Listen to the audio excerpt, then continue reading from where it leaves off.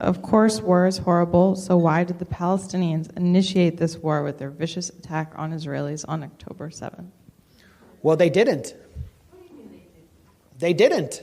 This war has been going on for 75 years. Israel initiated it in 1948 by ethnically cleansing 750,000 people. We must expel Arabs.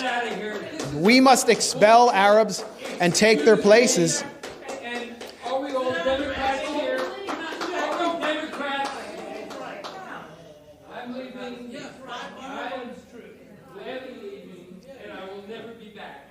This is not a Democrat. Okay. Don't kill any more babies tonight, okay?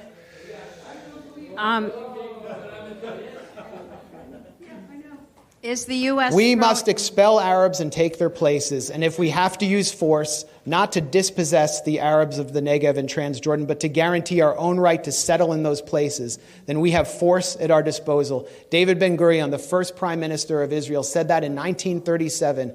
And that's what they proceeded to do. The people in Gaza, this is what you need to understand. The people in Gaza, over 80% of them are refugees. Many of them are from a place called Majdal Asqalon, in what is now southern Israel, in a city called Ashkelon. And they were dragged from their homes and driven from their homes, placed in prison camps, barbed wire prison camps, and then dumped in trucks in 1950 into the Gaza Strip, where they would be permanently warehoused.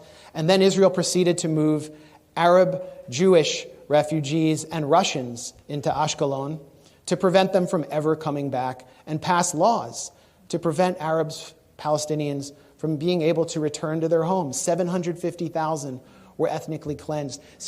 For 18 years, the remaining Palestinians, 100,000, were internally displaced inside Israel. The remaining were put under military rule. They were under military occupation until 1966. Then in 1967, Israel violently, in a war it initiated, occupies Gaza, occupies the West Bank, occupies the Sinai Peninsula, the Golan Heights in East Jerusalem, and then invades Lebanon in 1982, attacking Palestinian refugees there.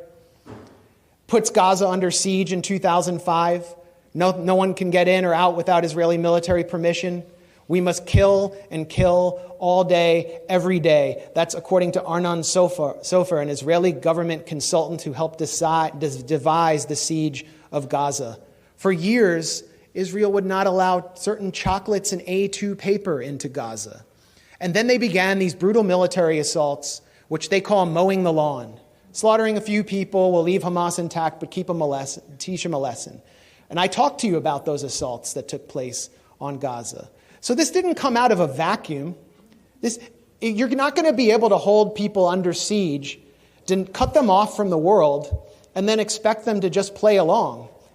That doesn't mean that I celebrate what happened on October 7th. It should have never had to happen. The reason it happened is because of the Israel lobby here, the genocide Democrats and the genocide Republicans who deny the Palestinians any right to have rights. And it's the right to have rights that defines you as a citizen. They're citizens of nothing. And now we see what Israel really thinks of them, really thinks of their children. Gaza has become a graveyard for children, according to UN Secretary General Antonio Guterres. So this didn't start on October 7th, and it's not going to end when there's a ceasefire.